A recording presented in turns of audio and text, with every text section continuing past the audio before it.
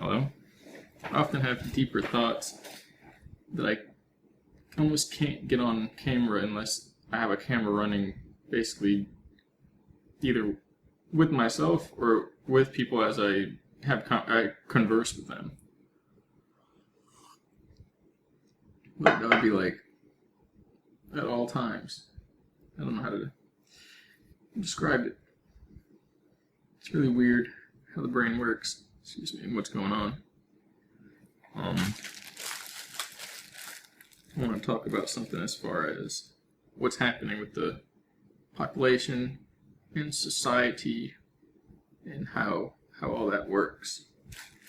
Homemade beard wax, beeswax, shea butter, and essential oils. Everything we buy we could make, and it could have ancient healing, properties. Yeah, something to look forward to. Everybody, society, we're all in a big kind of mind game. That's what's taking place here. That's what's happening. That's why everything is the way it is.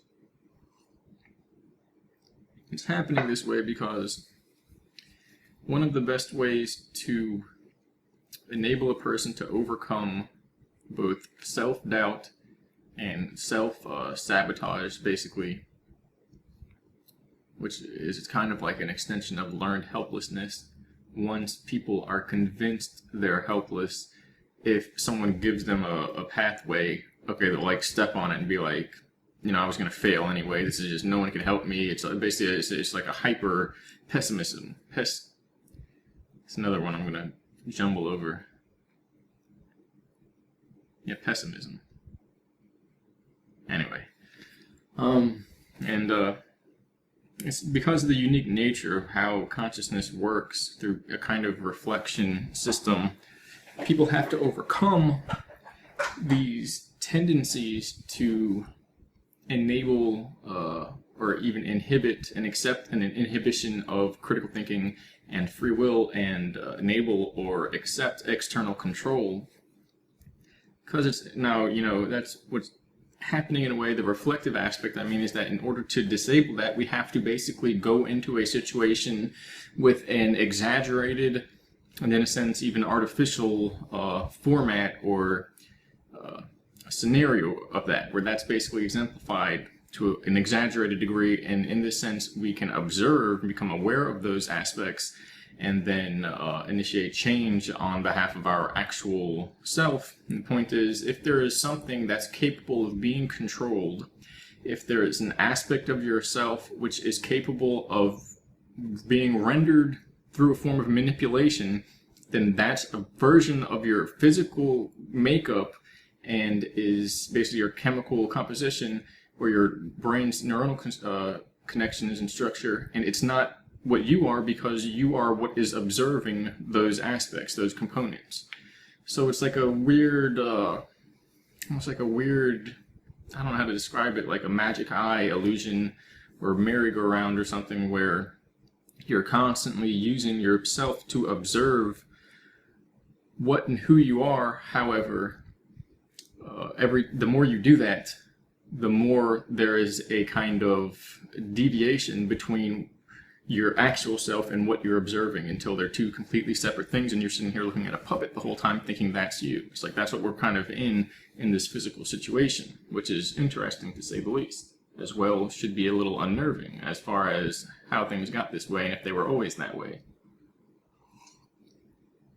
I'm going to post a write-up today. I might use a computer voice just because I don't want to speak the entire...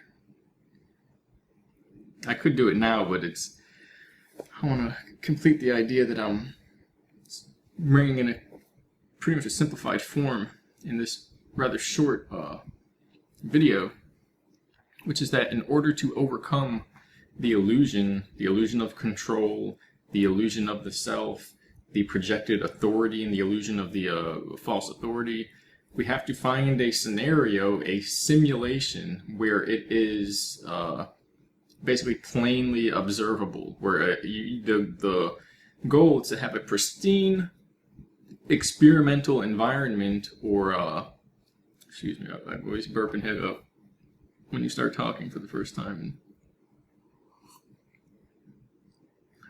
But like an experimental, I can't think of the word, but like a part of the study where you absorb the information. Certain words will just disappear. But you want like an ideal information section of data from your environment to study. With that, in this situation, it's an version of artificial control and artificial power seeking to control the true self. That is what the situation, the society has become. It is the ideal environment to overcome the illusion of projected power from false authority, because it is literally primarily what's going on here. But the whole point is that it's for overcoming it on a spiritual level. And as well, if there's an aspect of you that can be manipulated through schemas and mechanisms that treat the brain as a computerized kind of system, okay, that's the component of your physicality. It's not actually you, which is a pure energy of awareness that's observing that. But again, the only way to overcome that is to see it, and the only way to see it is to have a very prominent example where this can be experienced, and you can be in that way given the opportunity to overcome it, and by rising to a self-awareness where you're seeing that this is occurring, that these manipulations are occurring. The video I'll post has to do with the Wernicke's correction, which is a kind of, it's almost like a Gestalt perception wrapped in the perceptual mechanism of the brain, and a kind of higher functioning for personality, and not in the sense that it's part of the like self-awareness of the modern human, but it's something the brain does to, it's like a processing system, a computational system for finding the right option before the organism has basically risen to self-awareness, however that occurs. You know, you could look at it as, I mean, one method, one theory could be that, or even a hypothesis at this point, how that would explain would be the theory, but like a chemical interaction in certain areas of the brain and so on. But it would be that, say, this method of divining the truth, which in people, or not people, but organisms who lack self-awareness and people, it is through a kind of 50-50 chance that occurs through, and it's not really 50-50 chance, but a kind of a possibility, a giving of the opportunity to make a choice into a range of possibilities that are basically assessed and accepted based upon their risk and the capacity to be guided by external figures, which in this sense means that there's areas of the brain which will activate when there is a major decision to be made and there isn't a self-awareness, a transcendent aspect of the self to rise forward, to emerge and make that decision. Basically, an animal or an unaware being will wait for the decision to be made for them through the wind, you know, nudging them to go this way on the path, or the sunlight to fade a certain way and make the shadows point in a certain direction. It will literally be held to chance, and one will delve perceptually into the environment and into the environment to find the answer. The point is that this also occurs within when it's not coming from the environment, and these are considered the God voices, which is related to the bicameral mind. And look at the graphic on the image. If you can understand that, you've got, you know, a few years into psychology where it's literally like a computational system, and that which is perceived as coming out from outside the system when to the organism, when the organism is in a state of kind of suspended awareness and critical thinking, where they're basically in a state of accepting the guidance from the outside, whatever information is translated through and picked up through pattern recognition or the illusory pattern recognition, what is it? Excuse me.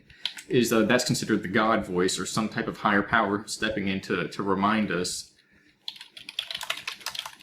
Pareidolia? What is it called?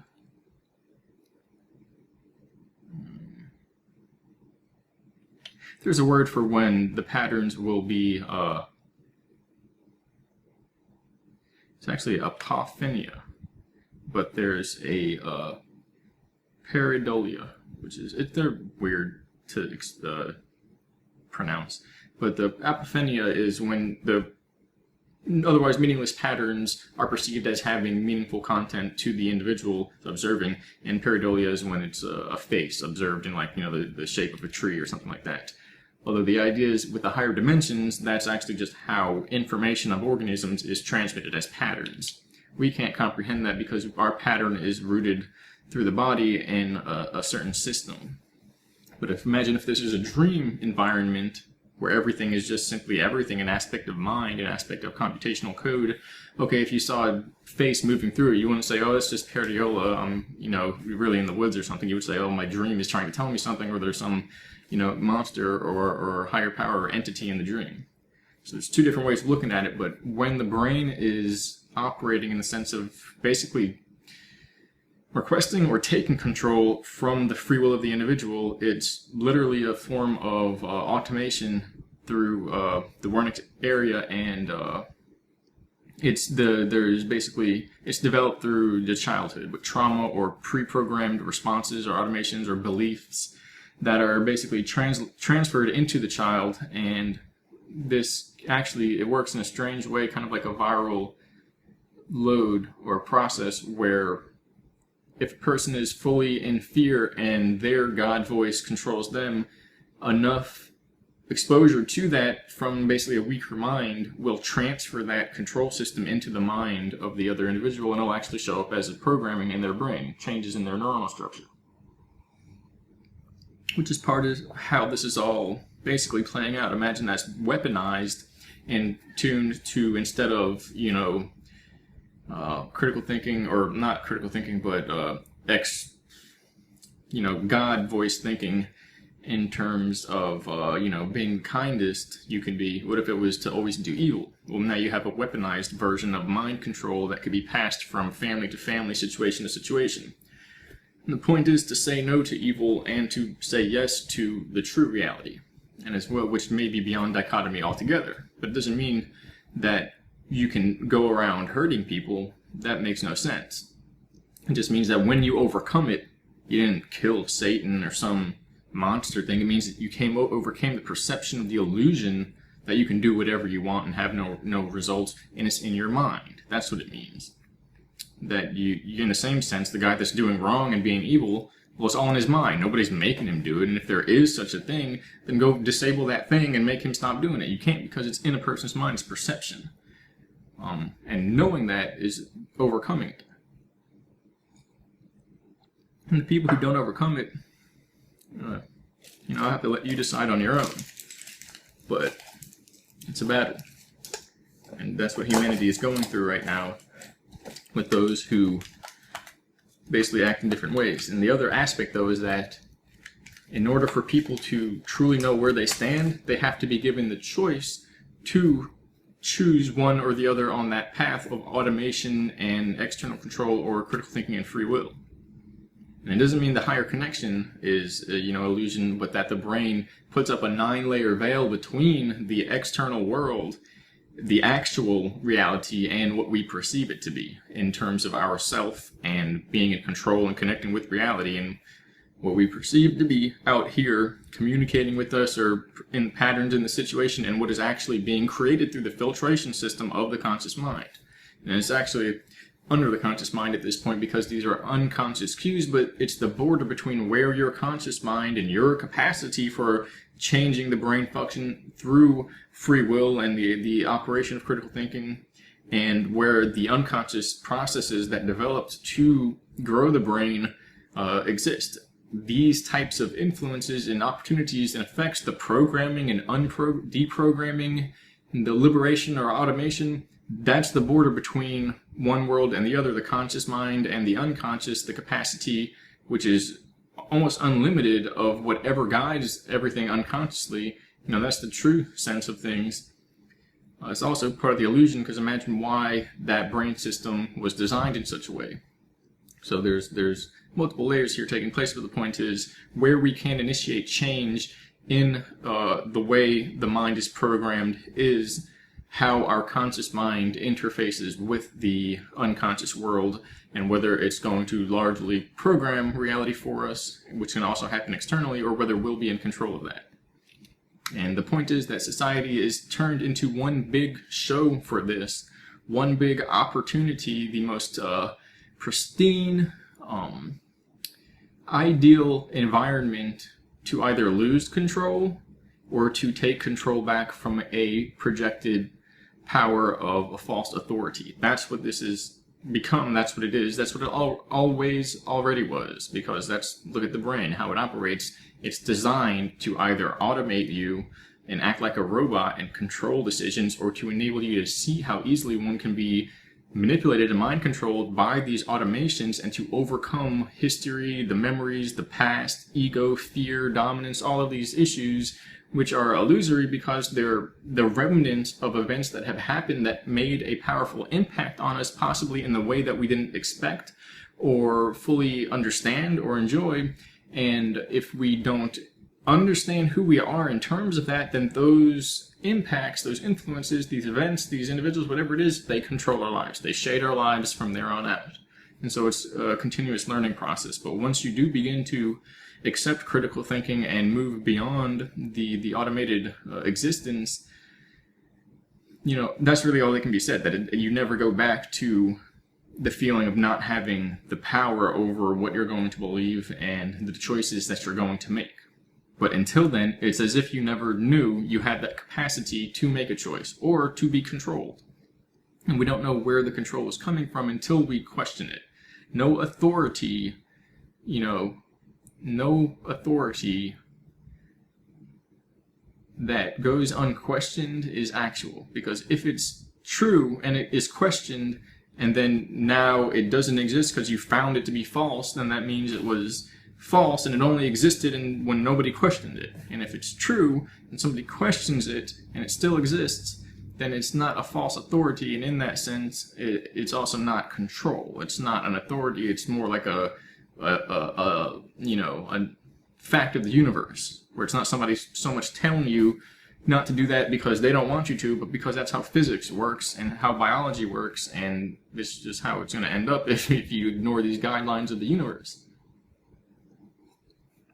And that is the difference between what basically became superstition and a disconnect from the actual original myth, which is rooted in spirituality and imagination in a productive sense, that everything is imagination.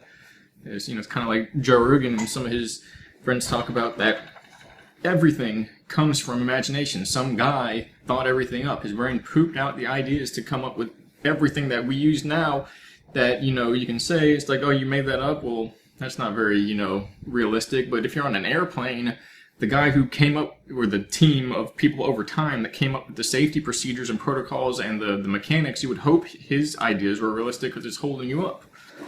So everything is like that. It's just that we've disconnected from the original meaning of this and evolved into a kind of preconceived notion for what is and what can be. And a lot of this is rooted in physicality and social conformity. And, only where that stifles the imagination is that wrong. Well, it's really, but again, it goes back to the other issue where once something is found to be true, it's no longer what the identification or classification of it was before that. And if it's no longer true after it's verified, then that means it never was in the beginning. If social conformity is just somebody telling you how to be, then, after questioning that, you realize that it's not social conformity, it's nothing, it doesn't exist, it's an illusion. If you question it and you realize, oh, that's just the way we were spiritually evolving over time, it's not social conformity, it's our beingness. So everything is validated through resistance to challenging and questioning. And ultimately, it's our self that does that, and that results from that, and that is the cause of that.